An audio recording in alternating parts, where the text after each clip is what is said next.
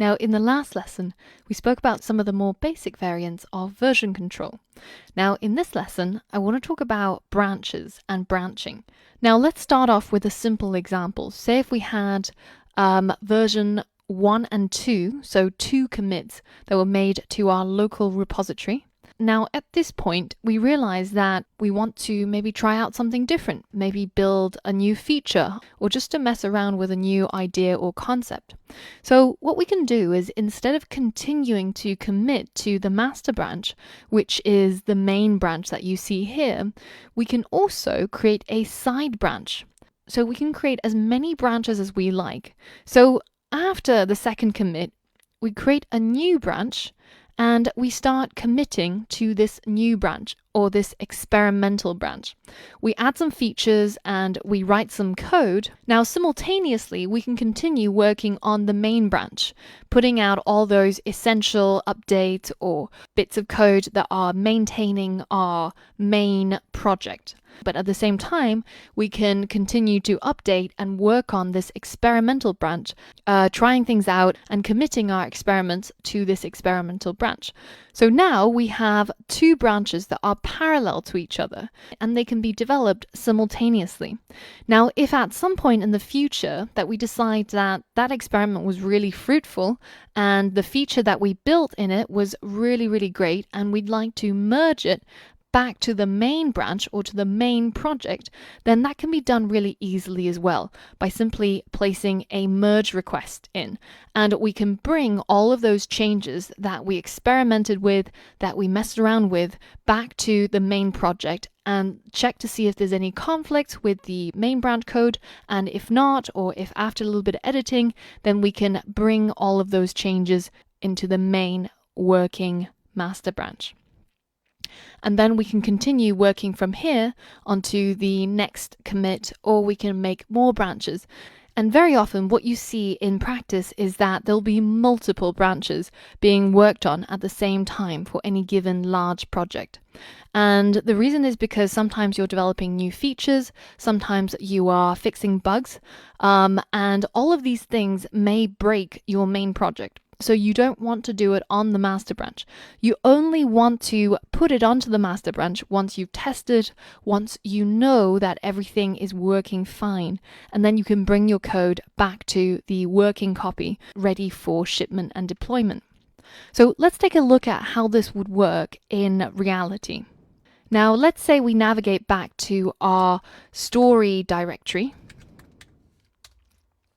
And inside here, we've still got our previous 3 chapters, and they are under version control. So if we just have a look at git log, you can see that this is currently the most recent commit, and it's also mirrored in our remote. So let's try and do this locally first. If I decided that I want to create a new branch, you can simply just write git branch and specify the name of your new branch. So I'm going to add a space related plot to my story. So let's call our branch alien plot. Hit enter. And now you can check out what branches you have by just writing git branch without the name. And you can see that you've got one branch called alien plot and another one called master. And the asterisk shows you which branch you are currently on. So we're currently on the master branch. We can switch to the alien plot by simply writing git checkout alien plot. Okay, so as it says, we have now switched to the branch called alien plot. Now it is inside this branch that I'm going to make some changes to my chapters. So let's try doing that. Now I'm going to make some completely nonsensical modification to my files. So let's change chapter 1, let's change chapter 2.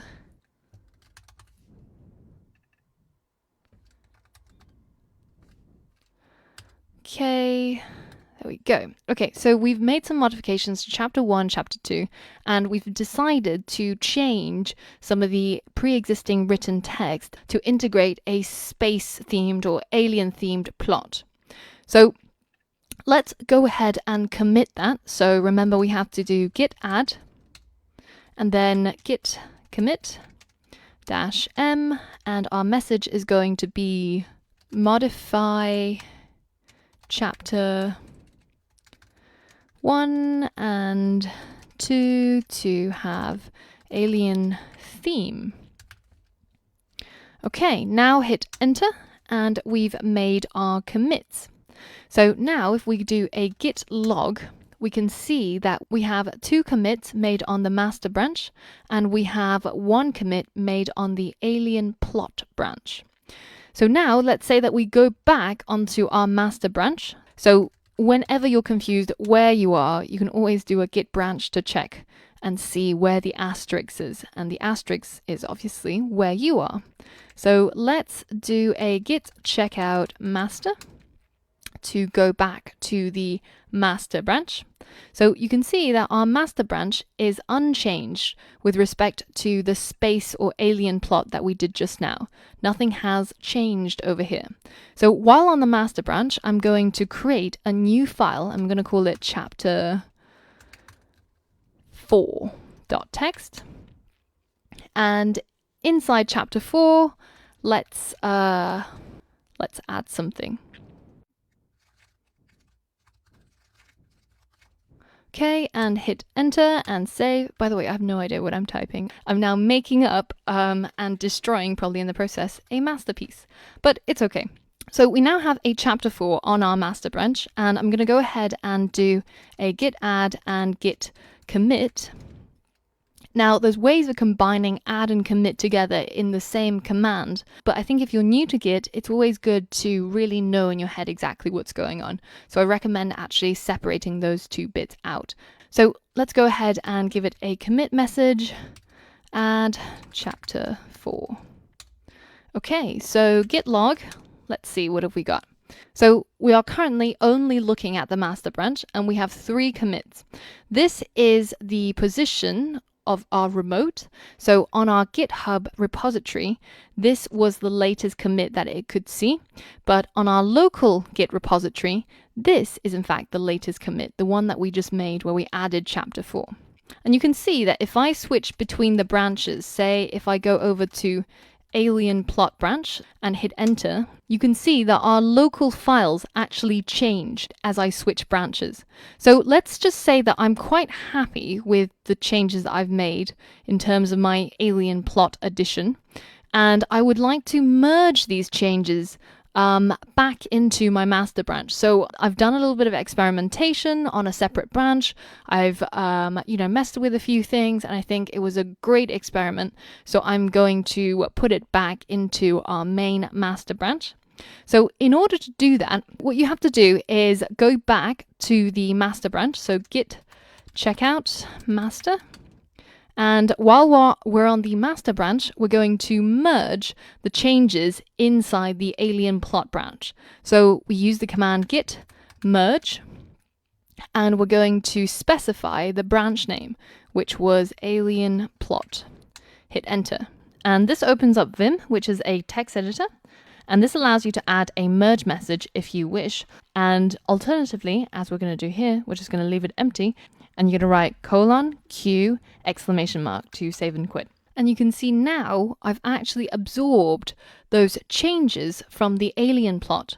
So I'm on my master branch, and you can see that because if I do git branch, I am on the master branch. So the alien plot branch still exists, by the way. So on the master branch, if you have a look at git log, you can see that I've got some of the previous commits, but I've also got this merge branch alien plot, which was my most recent commit.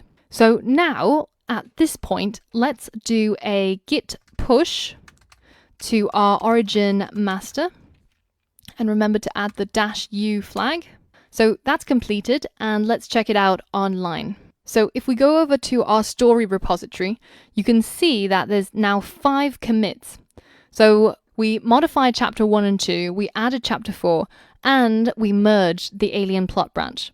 So if you go into Insights, Graphs, and go to Network, now if I zoom in on this network graph and get rid of the tag, then you can see this is the process that we've gone through.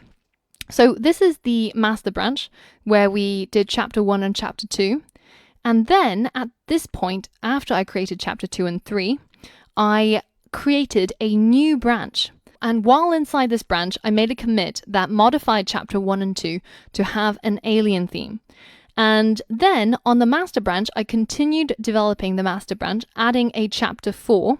But subsequently, I realized that I did a great job adding alien themes to our storyline, and I decided to merge it back into the main branch.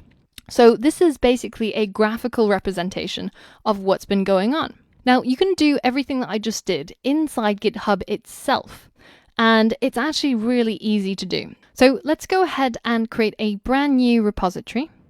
And I'm going to call this one Story 2 because that's how imaginative I am. Clearly not suited for story writing. Now, it's really important. We're going to leave our repository as public, but you're going to check this box to initialize your repository with a README. Now, a README is simply a text file that tells other people what your GitHub repository is all about. So if you go on to any repository, let's just, I don't know, search for something like... and we go over here, you can see that this part that comes below the list of files is the README. And some people format this really heavily so that you can show various flags, but you can also tell people how to use your library, how to incorporate it into their project, basically a whole bunch of useful stuff for anybody who is looking at your repository. So now we've got our new repository. So you can click on the README file and you can make some edits if you wish. But what we're going to do is we're going to go into our main Story 2 repository, and I'm just going to create a new file. So this is going to be, again, chapter 1.txt. And in my new file, I'm just going to say, this is a story. I think I'm pretty much given up on writing stories now. And we're going to make a commit. So this is going to be create chapter 1. And we're going to commit directly to the master branch. So commit new file. Okay, so now that we've got chapter 1 and we are on the branch master, at this point I'm going to create a new branch. And let's call this new branch experimental. Okay, so now we have experimental, and it takes you straight to the experimental branch, copying over everything that you had at that point inside the master branch. And now inside this experimental branch, I'm going to make an edit to my chapter 1. So I'm going to click on the file, not over here, but over here. And I'm going to click on the pencil button to edit this file. This is a story. Nothing like a bit of confidence in your story writing to make it better, right? Okay, so now let's commit these changes and let's say update chapter 1 to be more upbeat. Okay, now we're going to commit, and we're committing. So always check to see where you're committing to, because sometimes when you have a lot of branches and you're switching branches, then it can get quite confusing. So we're committing to the experimental branch, and we're going to go ahead and commit those changes. Now let's switch back to our master branch, and you can see immediately this is reflected. So that new line that we had previously is now gone. So let's go back to our main repository file. You can see that you've already got this little notification here, which is telling you that you've got a experimental branch, and you can compare between your master and experimental and make a pull request. So we're going to talk about pull requests in more detail later on, but basically this is telling you, hey, you've got changes that are not reflected in your master branch. Do you want to pull those changes over to your master branch? So right now, that's not what we're going to do. But instead, on our master branch, so check to make sure that master is checked, we're going to create a new file, and we're going to call it chapter2.txt. And we're going to say this is an even better chapter. Okay, so let's say create chapter 2. And we're committing to the master branch. So commit that file, and then we're going to check out what the structure of our repository looks like now inside graphs and inside network. So you can see that we've got a initial commit, and then we have our created chapter 1, and then after chapter 1 we decided to make a branch that was experimental, and then we continued where we left off in the master branch. So now what I want to do is I want to go into that master branch, and I want to merge those changes in the experimental branch over. So I want to pull those changes from the experimental branch to the master branch. So in order to pull, you have to be in the place that you're going to do the pulling, which is the master branch. And while we're here, I'm going to say new pull request. And this takes me to the compare page. So here I can say that my base is my master branch, and I want to compare it with my experimental branch. So we can see that the difference is only this line, so plus this line. When it's red, it's an erasure, and when it's a plus, it's an addition. So whereas inside my master branch, this is all I've got inside chapter 1. In my experimental branch, I've got all of this. So I have to say that I prefer this version in the experimental branch. So I'm very happy with what I did in the experiment. So I'm going to create a pull request that is going to merge these two branches. So now, once I've done that, I'm going to merge those two branches.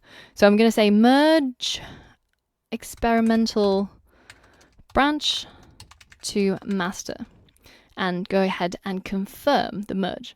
Now you can see it's almost more straightforward doing it on the terminal, but you get used to the interface, and this is not so complex either.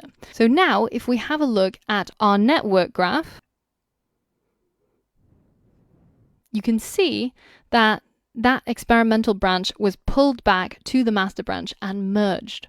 So that was us creating a branch and merging it. Now, why don't you go ahead and have a go and create your own repository, both locally and as well as on GitHub, and, write a story or write a poem, anything you like, and check out the amazingness that is branching using Git.